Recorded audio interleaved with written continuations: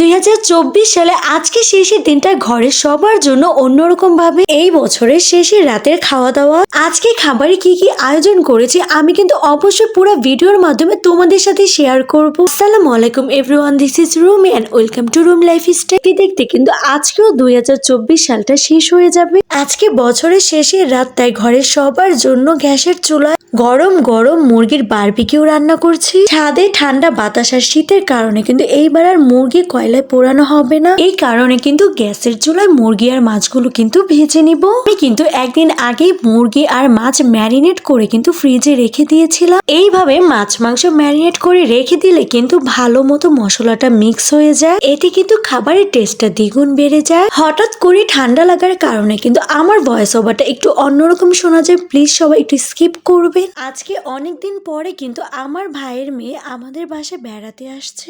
বেশ কয়েকদিন ধরে কিন্তু আমাদের বাবুটা অনেক অসুস্থ ছিল, আলহামদুলিল্লাহ এখন রাহা বাবুটা কিন্তু পুরোপুরি সুস্থ হয়ে গিয়েছে। সবাই রাহার জন্য কিন্তু অনেক দোয়া করবে। রাহাকে দেখে কিন্তু সবাই অবশ্যই মাশাআল্লাহ বলে দিবেন। এইদিকে কিন্তু আমার মুরগি ভাজা প্রায় শেষের দিকে, বাকিগুলোও কিন্তু ভেজে নিব।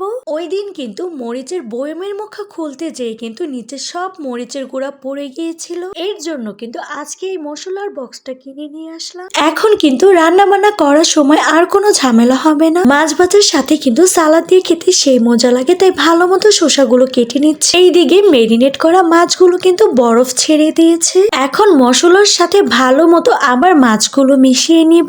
আমার কাছে মনে হয় 2024 সালটা অনেক তাড়াতাড়ি কিন্তু শেষ হয়ে গিয়েছে। এই বছরের জীবনের উপর দিয়ে কিন্তু কত ঝড় তুফান চলে গিয়েছে। 2024 সালটা কিন্তু আমাদের সবাইকে অনেক কিছু শিখিয়ে দিয়ে গেছে। আসলে বিপদে পড়লে কিন্তু বোঝা যায় কিছু স্বার্থপরের চেহারা আর আপন জনদের ব্যবহার। 2024 সালের মতো এরকম বছর যেন আমাদের জীবনে আর না আসুক।